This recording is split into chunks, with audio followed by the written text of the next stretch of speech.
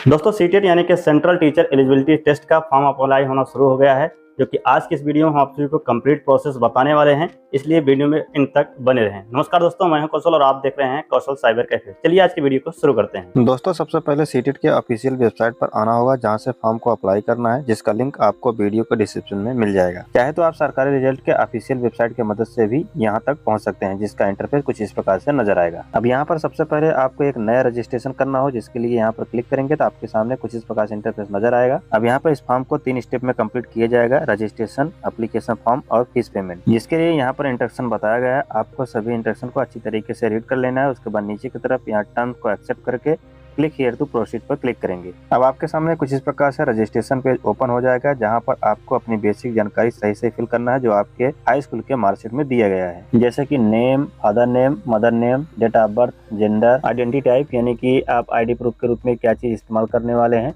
यदि इनमें से कोई भी आईडी प्रूफ आपके पास है तो उस आईडी प्रूफ को सिलेक्ट करेंगे। उसके बाद उस आईडी का नंबर नीचे दर्ज करेंगे, और यदि इनमें से कोई भी आईडी प्रूफ आपके पास नहीं है तो एनी अदर डॉक्यूमेंट पर सिलेक्ट करेंगे। नीचे आधार नंबर यहाँ पर टाइप कर सकते हैं। अब यहाँ पर आपको अपना प्रॉपर एड्रेस फिल करना है विद एरिया पिन कोड के साथ में। यहाँ फर्स्ट वाले ऑप्शन परमिसेस नंबर या फिर नेम में अपने गांव का नाम, मकान नंबर, वार्ड संख्या, गली नंबर वगैरह सब डाल सकते हैं। यहाँ पर आपको अपनी ईमेल आईडी टाइप करना है, फिर यहाँ पर दोबारा से ईमेल आईडी टाइप करना है। यहाँ पर अपना मोबाइल नंबर टाइप करना है, फिर यहाँ पर आपको दोबारा से मोबाइल नंबर टाइप करना है। यहाँ पर आपको लैंडलाइन नंबर मांगा जा रहा है, एसटीडी कोड वगैरह, तो ये ऑप्शनल है, इसे आप छोड़ सकते हैं। अब यहाँ पर आपसे परमानेंट एड्रेस पूछा जा रहा है। यदि सेम परमानेंट एड्रेस है तो यहाँ पर टिक मार्क करेंगे तो आपका एड्रेस कॉपी हो जाएगा। अब यहाँ पर एक पासवर्ड क्रिएट करने के लिए बोला जा रहा है, जो कि upper case, lower case, symbol और नंबर को यूज करते हुए बना सकते हैं, जिसका इंस्ट्रक्शन यहाँ पर दिया गया है। उसके बाद यहाँ पर अपने पासवर्ड को कंफर्म करेंगे। उसके बाद यहाँ पर अपने सिक्योरिटी क्वेश्चन को सिलेक्ट करेंगे, फिर यहाँ पर आंसर को टाइप करेंगे। उसके बाद इस कैप्चा को यहाँ पर फिल करके सबमिट पर क्लिक करेंगे। अब आपके सामने एक पॉपअप नजर आएगा, जिसमें आपको बताया गया है कि ये रजिस्ट्रेशन का एक रिव्यू पेज है, जिसमें आपको अपनी बेसिक डिटेल को देख करके मिला लेना है। यदि कोई त्रुटि है तो यहाँ एडिट पर क्लिक करके इसे सुधार कर सकते हैं। फाइनल सबमिट हो जाने के बाद इस रजिस्ट्रेशन के डिटेल में कोई भी बदलाव नहीं कर पाएंगे। यदि सभी डिटेल्स पूरी तरीके से सही है तो इन सभी बॉक्स पर टिक मार्क करेंगे। उसके बाद नीचे यहाँ एग्री वाले बॉक्स पर टिक मार्क करेंगे। उसके बाद सबमिट एंड सेंड ओटीपी पर क्लिक करेंगे। अब यहाँ पर आपसे कंफर्म करने के लिए बोला जा रहा है, तो आप यस करेंगे। जैसे यस पर क्लिक करते हैं तो आपके रजिस्टर्ड मोबाइल नंबर पर एक ओटीपी भेजा जाएगा। ओटीपी को यहाँ पर टाइप करेंगे। उसके बाद सबमिट रजिस्ट्रेशन फॉर्म पर क्लिक करेंगे। अब यहाँ पर देख सकते हैं आपका रजिस्ट्रेशन सक्सेसफुल कंप्लीट हो चुका है। यहाँ पर आपको एक रजिस्ट्रेशन नंबर भी देखने को मिलेगा, आपको इसे नोट डाउन कर लेना है। अब यहाँ पर ओटीपी के माध्यम से ईमेल आईडी को भी वेरीफाई करना होगा। इसके लिए यहाँ वेरीफाई ईमेल आईडी पर क्लिक करके कर सकते हैं, या फिर चाहे तो आप बाद में भी कर पाएंगे, तो फिलहाल इसे हम बाद में करेंगे। अब फॉर्म को कंप्लीट करने के लिए कंप्लीट एप्लीकेशन फॉर्म पर क्लिक करेंगे। उसके बाद पर्सनल डिटेल पर क्लिक करेंगे। यहाँ पर आपकी कुछ बेसिक जानकारी पहले से जो भरे हुए हैं वहाँ से फेच कर ली जाएगी।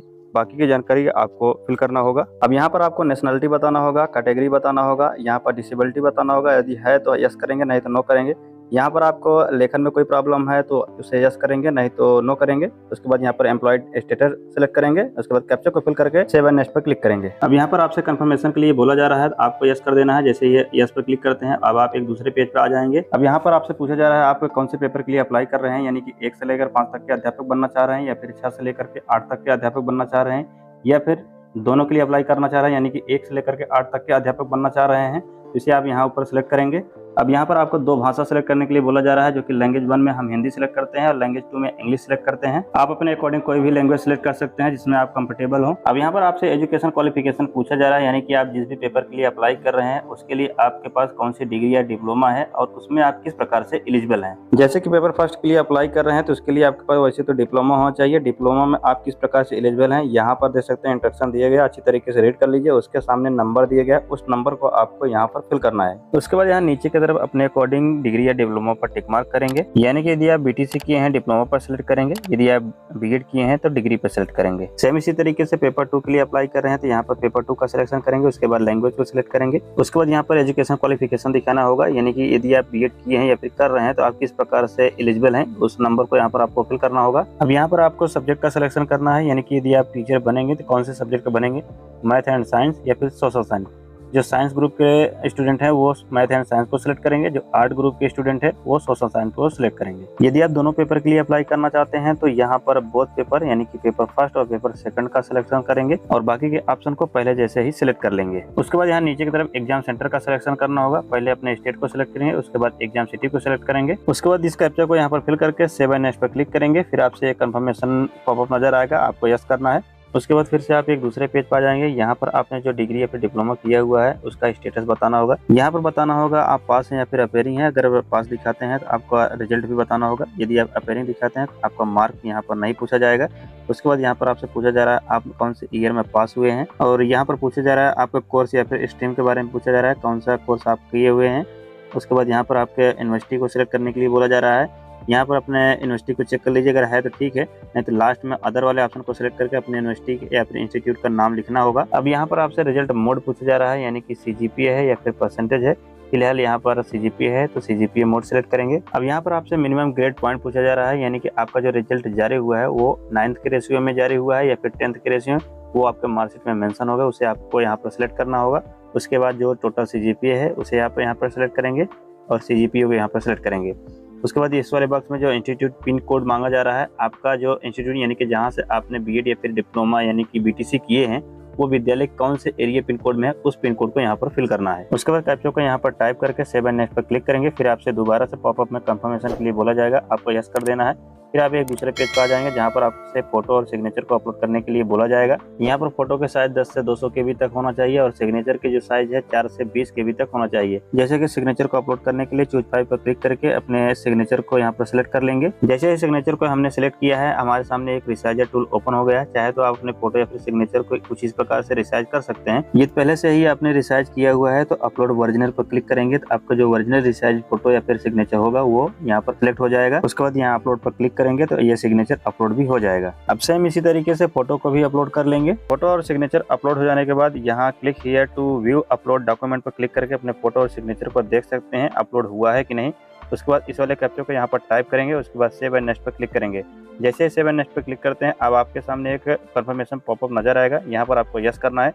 जैसे ही इस पर क्लिक करते हैं अब आप एक प्रीव्यू पेज पर आ जाएंगे, यानी कि यहाँ पर अपने फॉर्म की एक समरी देख पाएंगे। यहाँ पर अगर थोड़ा बहुत भी गलती है तो आप बैक जा करके सुधार कर सकते हैं जो सुधारने लायक है। अगर सभी चीजें सही पाया जाता है तो इस पर टिक मार्क करेंगे। उसके बाद एग्री वाले बॉक्स पर टिक मार्क करेंगे, फाइनल सबमिट पर क्लिक करेंगे। उसके बाद आपके सामने एक कंफर्मेशन पॉपअप नजर आएगा, यहाँ पर आपको यस करना है। जैसे ही इस पर क्लिक करते हैं तो अब आप आखिरी वाले पेज पर पहुंच जाएंगे। अब यहाँ पर आपको अपने ईमेल आईडी को वेरीफाई करना होगा, जो कि पहले भी कर सकते थे, हमने बताया हुआ था। अब ईमेल आईडी को वेरीफाई करने के लिए यहाँ पर क्लिक करेंगे। अब इस वाले कैप्चा को यहाँ पर टाइप करके सबमिट पर क्लिक करेंगे तो आपके ईमेल आईडी पर एक OTP भेजा जाएगा। OTP को फिर से यहाँ पर टाइप करेंगे। उसके बाद वेरीफाई पर क्लिक करेंगे तो आपका ईमेल आईडी वेरीफाई हो जाएगा। ईमेल आईडी वेरीफाई हो जाने के बाद आपको होम पर आ जाना है। होम पर आने के बाद फीस को पेमेंट करना है, क्योंकि बिना फीस पेमेंट के आपका फॉर्म कंप्लीट नहीं माना जाएगा। इसके लिए पे एग्जामिनेशन फी पर क्लिक करेंगे। उसके बाद आपसे पेमेंट मेथड पूछा जाएगा तो आपको यहाँ ऑनलाइन सेलेक्ट करना है। उसके बाद यहाँ पर प्रोसीड टू पेमेंट पर क्लिक करेंगे। फिर यहाँ ओके पर क्लिक करेंगे। उसके बाद यहाँ पर आपसे पेमेंट मेथड पूछा जा रहा है, credit card, debit card, net banking, UPI वगैरह। उसके बाद प्रोसीड पेमेंट पर क्लिक करेंगे। आपके सामने ढेर सारे पेमेंट गेटवे नजर आएंगे, इसी के माध्यम से आप पेमेंट कर सकते हैं। फिलहाल यहाँ पर हम UPI और बारकोड के माध्यम से पेमेंट करने वाले हैं। ध्यान रहे पेमेंट होते समय आपको बैक या रिफ्रेश नहीं करना है। पेमेंट कंप्लीट हो जाने के बाद आपके सामने कुछ इस प्रकार से होम पेज नजर आएगा। अपने फॉर्म को रिसिप्ट को डाउनलोड करने के लिए यहाँ डाउनलोड पर क्लिक करके डाउनलोड कर सकते हैं।